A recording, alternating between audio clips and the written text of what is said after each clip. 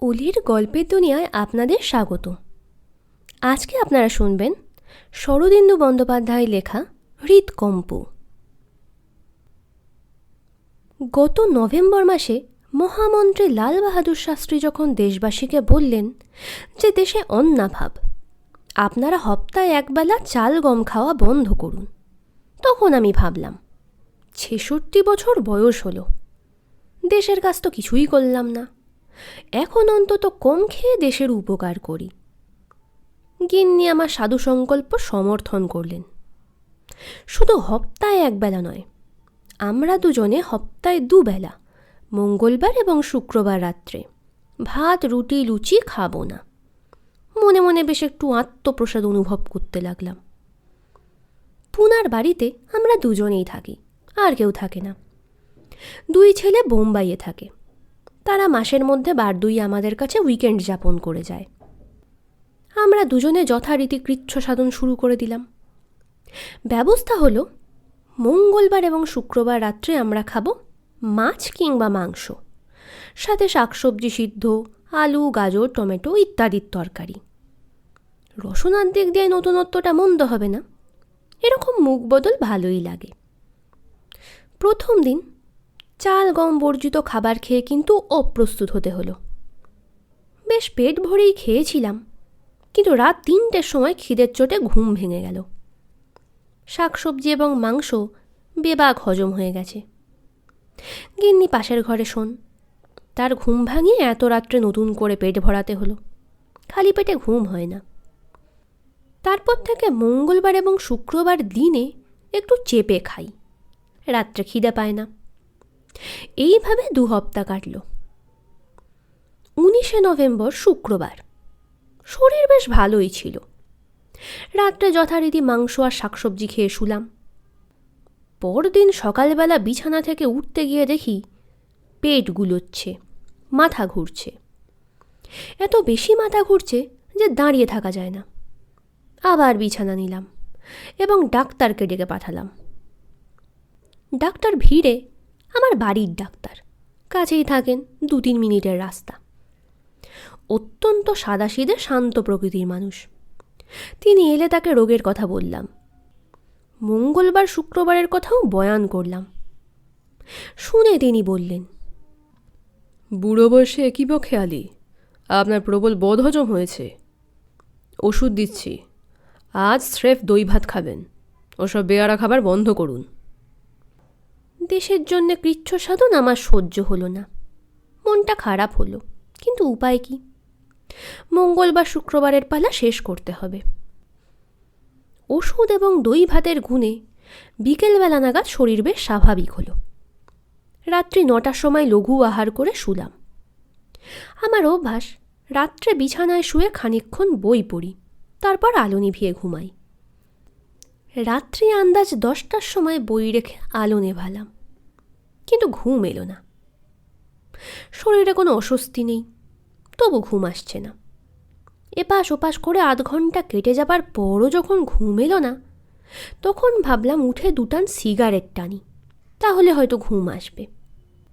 বিছানায় উঠে বসে আলো জ্বেলেছি, হঠাৎ বুকটা দূর দূর করে উঠল। এই আরম্ভ। আমার শরীরে অনেক রোগ আছে, কিন্তু হৃদযন্ত্রটা নিরোগ বলেই জানতাম। এখন হৃদযন্ত্রটা থরথর করে কাঁপতে আরম্ভ করল। মনে হলো যেন বুকের মধ্যে নিঃশব্দে একটা ডঙ্কা বাজছে। তার ছন্দ এত দ্রুত যে হৃদয়ের স্বাভাবিক ছন্দ তার সঙ্গে তাল রাখতে পারছে না। সমস্ত শরীর এই ছন্দের তালে তালে দুলতে লাগলো। বুকে ব্যথা বা যন্ত্রণা নেই, কেবল হৃদয় দ্রুত তালে নেচে চলেছে। হৃদয়ে আমার নাচে রেয়াজিকে। শরীরে যেমন যন্ত্রণা নেই, মনে তেমনি ভয়ও নেই। ভাবছি হৃদয়ের এই সাময়িক উল্লাস এখনই প্রশমিত হবে। 10 মিনিট কাটল, 20 মিনিট কাটল, আধ ঘন্টা কেটে গেল, তবু হৃদযন্ত্র সমান তালে নিচে চলেছে। মনে চিন্তা এলো, কি করা যায়? এত রাত্রে গৃহিণী পাশের ঘরে ঘুমিয়ে পড়েছেন।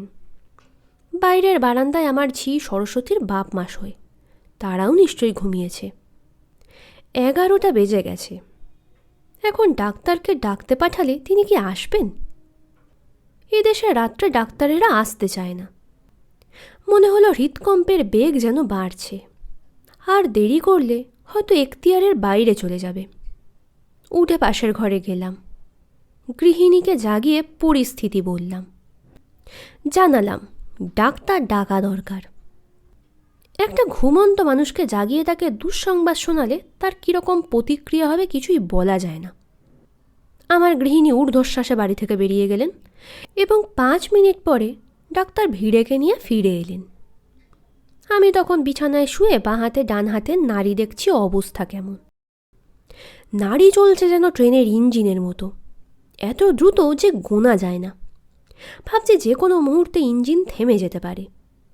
মৃত্যুর এত কাছাকাছি কখনো আসিনি। ডাক্তার আমার নাড়ি দেখলেন, তারপর ক্ষিপ্র হস্তে ইঞ্জেকশন তৈরি করে আমার বাহুতে সূঁচ ফোটালেন। আমি প্রশ্ন করলাম, ব্যাপার কি? ডাক্তার বললেন পেটে গ্যাস হয়েছে, গ্যাস হৃদযন্ত্রকে ঠেলা মারছে, তাই এই বিপত্তি।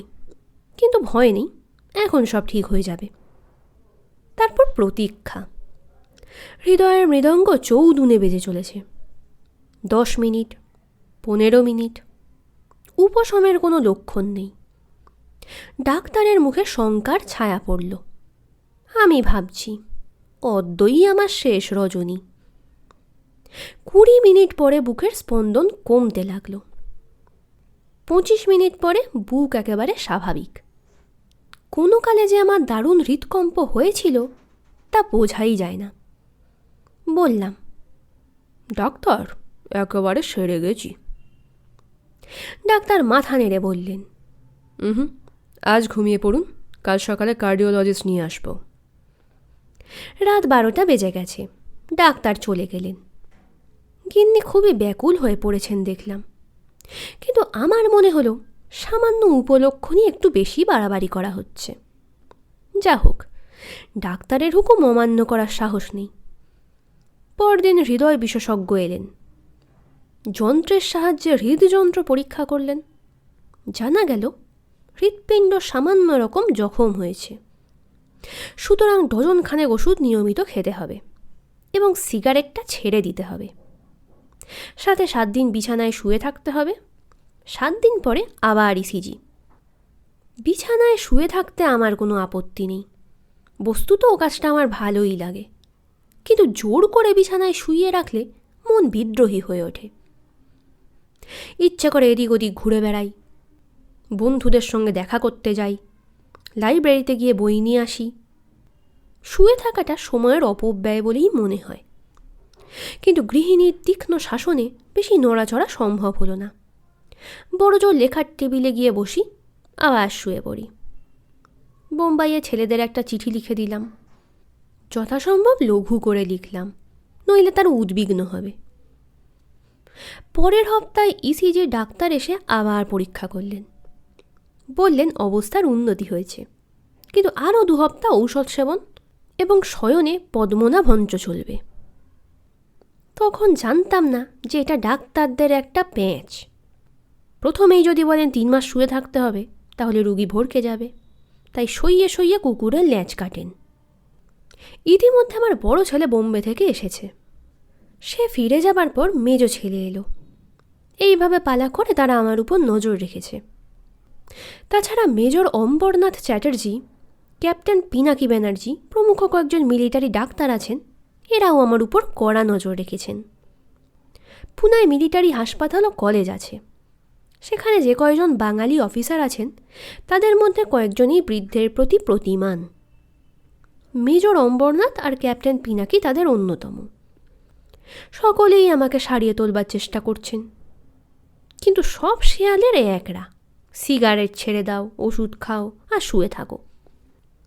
ওষুধ খাওয়া এবং শুয়ে থাকা বরং সম্ভব, কিন্তু সিগারেট ছাড়া অসম্ভব। 1917 সাল থেকে সিগারেট খাচ্ছি, 49 বছরের নেশা, এক কথায় ছেড়ে দেওয়া যায় না। তবু কমিয়ে 7-8টায় দাঁড় করালাম, কিন্তু ডাক্তারেরা তাতে সন্তুষ্ট নয়, একেবারে ছেড়ে দেওয়া চাই। পুনায় আমার ক্রমে অসুবিধা হতে লাগলো। সর্বদা দেখাশোনা করবার লোকের অভাব। বড় বৌমা এখানে এসে আছেন বটে, কিন্তু তিনি নিজের সংসার ছেড়ে কতদিন এখানে থাকতে পারেন?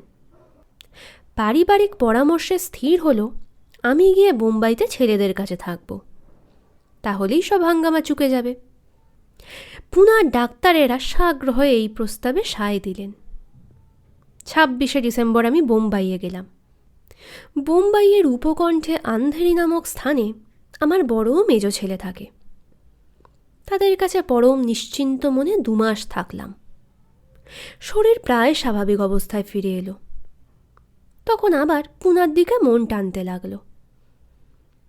26শে ফেব্রুয়ারি পুনায় ফিরে এসেছি। এই রোগের ফলে আমার জীবনে একটা বড় রকম অবস্থান্তর হয়েছে। শেষ পর্যন্ত ধূমপান ত্যাগ করতে হলো। প্রথমটা খুবই কষ্ট হয়েছিল, কিন্তু এখন সিগারেট বিরহ ব্যথা অনেকটা সামলে উঠেছি। মাসে গোটা 50 টাকা বেঁচে যাচ্ছে, এটাও কম লাভ নয়। সামলে উঠেছি বটে, কিন্তু যতই সামলে উঠি একটা কথা বুঝেছি, মহাকাল হচ্ছেন বাড়িওয়ালা। তিনি নোটিশ দিলে শীঘ্রই বাসা ছাড়তে হবে। আমার যে আত্মজীবনী কোনোদিন লেখা হবে না, এই বিবরণী তার ক্ষুদ্র ভগ্নাংশ। গল্পটি ভালো লেগে থাকলে ভিডিওটিতে একটি লাইক করতে ভুলবেন না এবং বাংলা সাহিত্যের আরও গল্প শোনার জন্য চ্যানেলটি সাবস্ক্রাইব করে দেবেন।